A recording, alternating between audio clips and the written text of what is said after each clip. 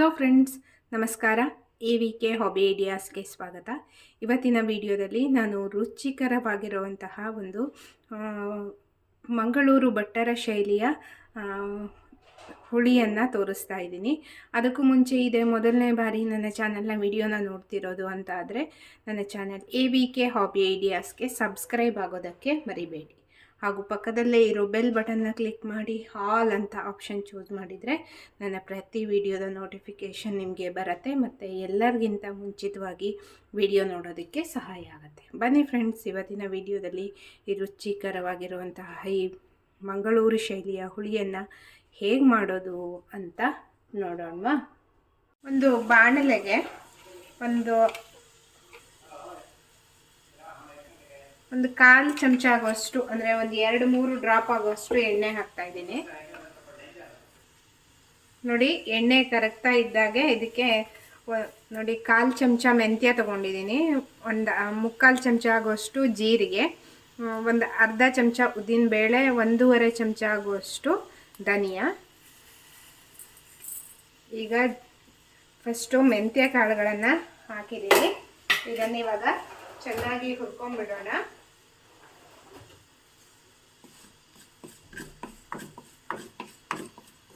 ನೋಡಿ, ಮೆಂತ್ಯ ಘಮ ಎಷ್ಟು ಬೇಗನೆ ಬರ್ತಾ ಇದೆ. ಈಗ ಇದಕ್ಕೆ ಜೀರಿಗೆ ಮತ್ತು ಉದ್ದಿನಬೇಳೆ ಹಾಕ್ತಾ ಇದ್ದೀನಿ.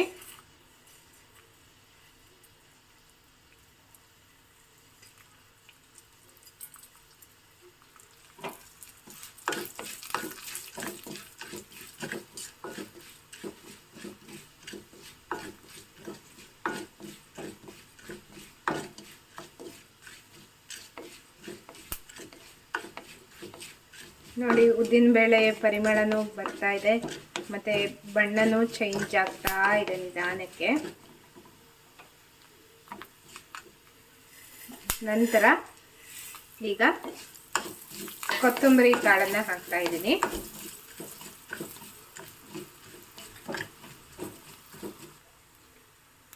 ನೆಕ್ಸ್ಟು ನೋಡಿ, ಬ್ಯಾಡಗಿ ಮೆಣಸನ್ನು ಹಾಕ್ತಾ ಇದ್ದೀನಿ ನಾನು. ನಿಮಗೆ ಇನ್ನೂ ಖಾರ ಬೇಕು ಅಂತ ಅನಿಸಿದರೆ ಇದ್ರ ಜೊತೆ 1-2 ಗುಂಟೂರು ಮೆಣಸನ್ನು ಹಾಕ್ಕೋಬೋದು. ನಾನಿಲ್ಲಿ 3 ಬ್ಯಾಡಗಿ ಮೆಣಸನ್ನು ಹಾಕ್ಕೊಂಡಿದ್ದೀನಿ. ಈ ಮೆಣಸು ಚೆನ್ನಾಗಿ ಸ್ವಲ್ಪ ದಪ್ಪವಾಗಿ ಉಪ್ಪಿ ಬರಬೇಕು, ಅಲ್ಲಿವರೆಗೆ ಹುರ್ಕೋಬೇಕು.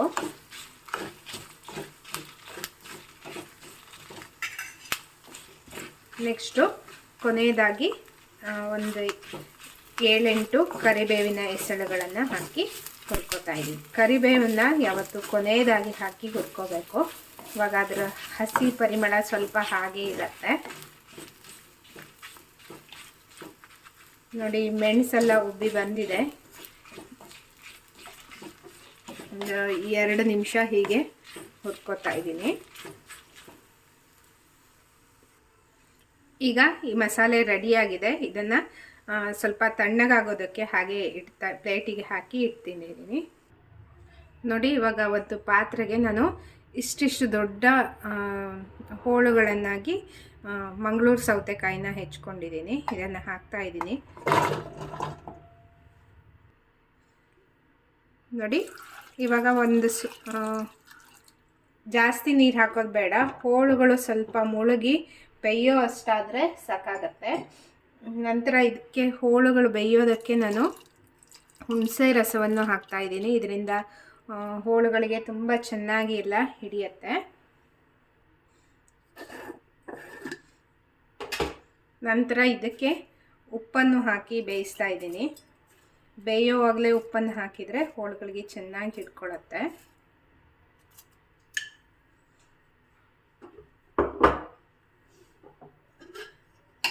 ನೆಕ್ಸ್ಟು ಬೆಲ್ಲವನ್ನು ಹಾಕ್ತಾ ಇದ್ದೀನಿ. ಈ ಹುಳಿ ಸ್ವಲ್ಪ ಸಿಹಿಯಾಗೇ ಇರಬೇಕು. ನೀವು ಉಡುಪಿ ಕಡೆಯ ರೆಸಿಪಿಗಳನ್ನು ನೋಡಿದಾಗ ಸ್ವಲ್ಪ ಸಿಹಿಯಾಗೇ ಇರುತ್ತೆ.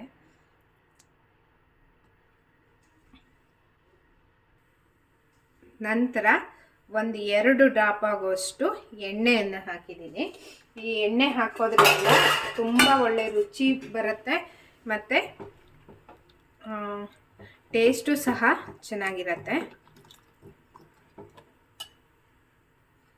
ನೆಕ್ಸ್ಟು ನೋಡಿ, ಒಂದು ಚಿಟಿಕೆ ಆಗೋಷ್ಟು ಅರಿಶಿಣ ಪುಡಿಯನ್ನು ಸಹ ಹಾಕಿ ಚೆನ್ನಾಗಿ ಈ ಹೋಳುಗಳನ್ನು ಬೇಯಿಸ್ಕೋಬೇಕು. ನಾನು ಇದಕ್ಕೆ ಇವಾಗ ಮುಚ್ಚಿಬಿಟ್ಟು ಬೇಯಿಸ್ತಾ ಇದ್ದೀನಿ.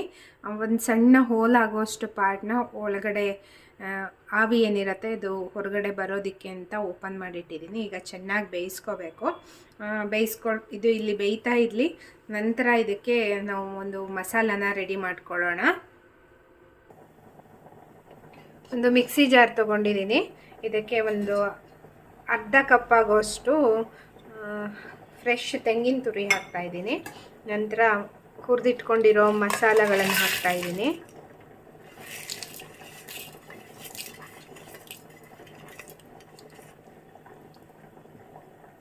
ನೆಕ್ಸ್ಟು ಮೇಯ್ನ್ ಇಂಗ್ರೀಡಿಯೆಂಟ್ ಅಂದರೆ ಇದಕ್ಕೆ ಹಸಿ ಹಿಂಗನ್ನೇ ಹಾಕಬೇಕು, ಹುರಿಬೇಕಿದ್ರೆ ಹಾಕಬಾರ್ದು. ಇದು ತುಂಬ ಒಳ್ಳೆ ರುಚಿ ಕೊಡುತ್ತೆ ಇದಕ್ಕೆ. ಈಗ ಇದಕ್ಕೆ ಸ್ವಲ್ಪ ನೀರನ್ನ ಹಾಕಿಬಿಟ್ಟು ನಾನು ಚೆನ್ನಾಗಿ ನುಣ್ಣಗೆ ಗ್ರೈಂಡ್ ಮಾಡ್ಕೊತಾ ಇದ್ದೀನಿ. ನೋಡಿ, ಮಸಾಲ ಪೇಸ್ಟ್ ರೆಡಿಯಾಗಿದೆ. ಕಲರ್ ನೋಡಿ ಫ್ರೆಂಡ್ಸ್ ಎಷ್ಟು ಸಖತ್ತಾಗಿ ಬಂದಿದೆ ಅಂತ. ಇವಾಗ ಹೋಳು ಎಷ್ಟು ಬೆಂದಿದೆ ಅಂತ ಚೆಕ್ ಮಾಡೋಣ.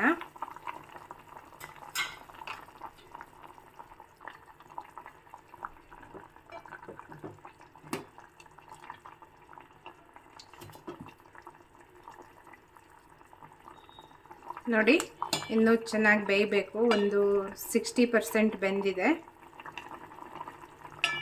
ಘಮ ಏನು ಸಖತ್ತಾಗಿ ಬರ್ತಾ ಇದೆ. ಈ ಅರಿಶಿನ ಪುಡಿ, ಕೊಬ್ಬರಿ ಎಣ್ಣೆ ಮತ್ತು ಹುಣಸೆ ರಸ, ಉಪ್ಪು, ಬೆಲ್ಲ ಎಲ್ಲ ಹಾಕಿದ್ದೀವಲ್ಲ, ಅದ್ರ ತುಂಬ ಒಳ್ಳೆ ಪರಿಮಳ ಬರ್ತಾ ಇದೆ. ನೋಡಿ, ಇವಾಗ ಮತ್ತೊಮ್ಮೆ ಚೆಕ್ ಮಾಡೋಣ. ನೋಡಿ, ಈಗ ನೋಡಿದ್ರೇ ಗೊತ್ತಾಗುತ್ತೆ ಎಷ್ಟು ಚೆನ್ನಾಗಿ ಹೋಳುಗಳೆಲ್ಲ ಬೆಂದಿದೆ ಅಂತ. ನೋಡಿ, ಈಗ ಇದಕ್ಕೆ ನಾನು ಬೇಯಿಸಿರೋ ಒಂದು ಅರ್ಧ ಕಪ್ಪು ನೆನೆಸಿ ಬೇಯಿಸ್ಕೊಂಡಿರೋ ತೊಗರಿಬೇಳೆನ ಹಾಕ್ತಾಯಿದ್ದೀನಿ. ಚೆನ್ನಾಗಿ ಒಮ್ಮೆ ಮಿಕ್ಸ್ ಮಾಡ್ಕೋಬೇಕೀಗ. ಫಸ್ಟು ಬೇಳೆಯನ್ನು ಓಪನ್ ಪ್ಯಾನಲ್ಲೇ ಬೇಯಿಸ್ಕೊಂಡು ನಂತರ ಅದ್ರ ಜೊತೆ ಹೋಳನ್ನು ಹಾಕಿ ಬೇಯಿಸಿದ್ರು ಅದು ಸಹ ಚೆನ್ನಾಗಿರುತ್ತೆ. ಈಗ ಇದಕ್ಕೆ ರುಬ್ಬಿಟ್ಕೊಂಡಿರೋ ಮಸಾಲವನ್ನು ಹಾಕ್ತಾಯಿದ್ದೀನಿ. ಚೆನ್ನಾಗಿ ಮಿಕ್ಸ್ ಮಾಡಬೇಕು. ನೋಡಿ, ನಂತರ ಸ್ವಲ್ಪ ನೀರನ್ನು ಹಾಕ್ತಾಯಿದ್ದೀನಿ. ಒಂದು ಅರ್ಧ ಕಪ್ಗಿಂತ ಕಡಿಮೆ, 1/4 ಕಪ್ಗಿಂತ ಸ್ವಲ್ಪ ಜಾಸ್ತಿ ನೀರನ್ನು ಹಾಕ್ಕೊಂಡ್ರೆ ಸಾಕಾಗತ್ತೆ.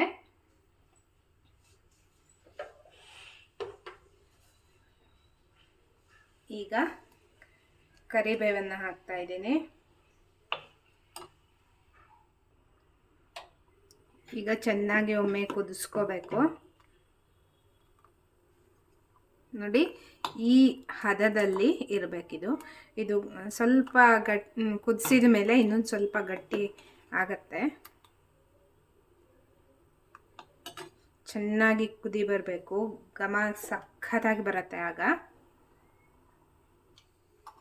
ನೋಡಿ, ಚೆನ್ನಾಗಿ ಕುದಿ ಬರ್ತಾ ಇದೆ.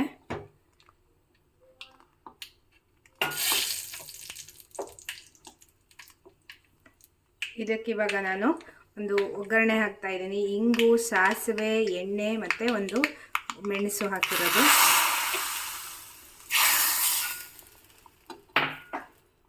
ಫೈನಲ್ ಆಗಿ ಈಗ ಕೊತ್ತಂಬರಿ ಸೊಪ್ಪನ್ನು ಕೊನೆಯದಾಗಿ ಹಾಕ್ತಾ ಇದ್ದೀನಿ ಇದಕ್ಕೆ.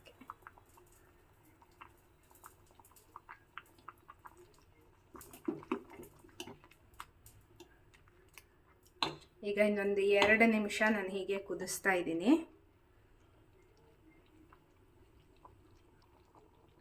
ನೋಡಿ, ಇವಾಗ ರುಚಿಕರವಾಗಿರುವಂತಹ ಮಂಗಳೂರು ಭಟ್ಟರ ಶೈಲಿಯ ದೊಡ್ಡ ಹುಳಿ ರೆಡಿಯಾಗಿದೆ. ತುಂಬ ರುಚಿಯಾಗಿರುತ್ತೆ. ನೋಡಿ, ಇಷ್ಟು ತಿಕ್ನೆಸ್ ಇದ್ದರೆ ಸ್ವಲ್ಪ ತಣ್ಣಗಾದ್ಮೇಲೆ ಇದು ಇನ್ನೂ ಸ್ವಲ್ಪ ಗಟ್ಟಿ ಆಗತ್ತೆ. ಹಾಗಾಗಿ ಈ ಹುಳಿನ ನೀವು ತುಂಬ ನೀರಾಗಿ ಮಾಡ್ಕೋಬಾರ್ದು. ಹೀಗಿದ್ರೇ ಪರ್ಫೆಕ್ಟಾಗಿ ಇರುತ್ತೆ. ಇವತ್ತಿನ ಈ ದೊಡ್ಡ ಹುಳಿ ರೆಸಿಪಿ ನಿಮಗೆಲ್ಲ ಇಷ್ಟ ಆಯಿತು ಅಂತ ಅಂದ್ಕೊಂಡಿದ್ದೀನಿ. ಈ ವಿಡಿಯೋನ ನೋಡಿಬಿಟ್ಟು ನೀವು ಸಹ ಒಮ್ಮೆ ಟ್ರೈ ಮಾಡಿ ಹೇಗಾಗಿತ್ತು ಅಂತ ನಿಮ್ಮ ಅನಿಸಿಕೆನ ಕಮೆಂಟ್ ಸೆಕ್ಷನ್ನಲ್ಲಿ ತಿಳಿಸಿ. ನಿಮ್ಮ ಫ್ಯಾಮಿಲಿ ಫ್ರೆಂಡ್ಸ್ ಎಲ್ರಿಗೂ ಈ ವಿಡಿಯೋನ ಶೇರ್ ಮಾಡಿ. ಇದರಿಂದ ಅವರಿಗೂ ಸಹ ಒಂದು ರುಚಿಕರವಾಗಿರುವಂತಹ ಮಂಗಳೂರು ಭಟ್ಟರ ಶೈಲಿಯ ಹುಳಿ ಮಾಡೋದು ಗೊತ್ತಾಗುತ್ತೆ. ಮತ್ತೆ ಒಂದು ಹೊಸ ವಿಡಿಯೋದೊಂದಿಗೆ ಭೇಟಿಯಾಗೋಣ friends. Until then take care, bye. Thank you for watching friends.